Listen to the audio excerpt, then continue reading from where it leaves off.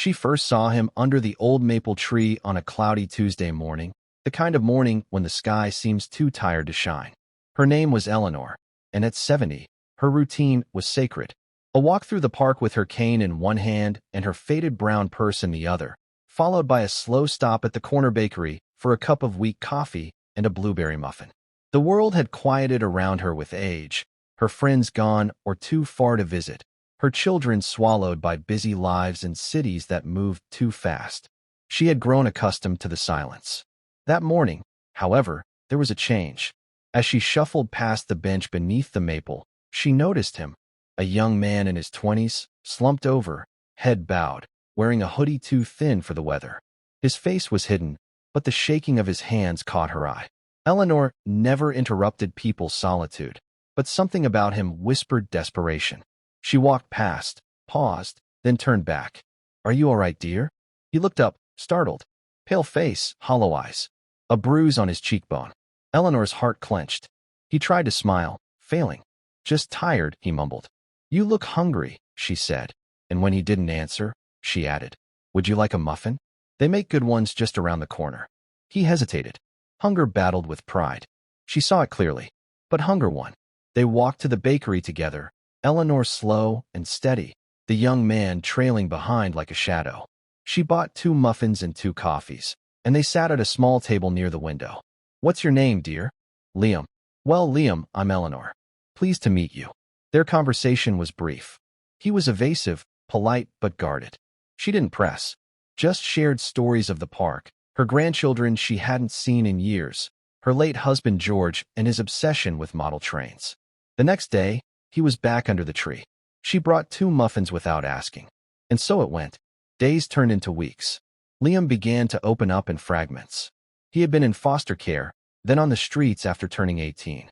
Shelters were crowded, jobs were scarce. He had made mistakes. Drugs, petty theft. Tried to clean up. Failed. Tried again. He was trying still. Eleanor never judged. She listened, offered him warmth, food, and sometimes the stories he never had as a child. "You know," she told him once, "people think growing old means you become wise. But really, it just means you've had more chances to be kind." He didn't always understand her metaphors, but he appreciated them. One rainy afternoon, Liam wasn't at the tree.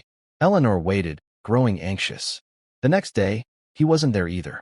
On the 3rd day, she asked around. A man at the soup kitchen remembered a young guy fitting Liam's description getting beaten up in an alley. Eleanor found him at the city hospital. Bandaged, bruised, ashamed. "I didn't want you to see me like this," he whispered. She sat beside him and held his hand. "You don't have to carry your burdens alone." From then on, Eleanor became his anchor. She visited the hospital daily, helped arrange social services, and even used her small savings to pay for part of his rehabilitation program. Her children protested when they found out. "He could be using you," her daughter said over the phone.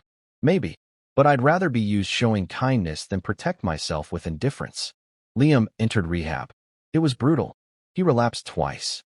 Each time, Eleanor was there, with a muffin and her quiet, unshakable presence. She read to him on days he couldn't lift his head, brought him socks and crossword puzzles. On his birthday, she baked a cake with a single candle. One winter night, as they sat by the radiator in her small apartment, he asked, "Why me? Why did you care?" Eleanor looked at him, eyes misty.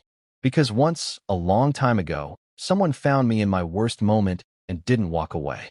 I never got to repay them. Maybe I saw a little of that same lost girl in you." When Liam graduated from his program, he got a job at a local bookstore.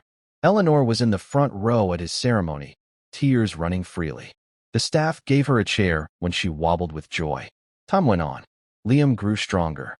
He moved into a shared apartment, called Eleanor every week, visited her on Sundays, brought flowers, read to her when her eyesight began to fade.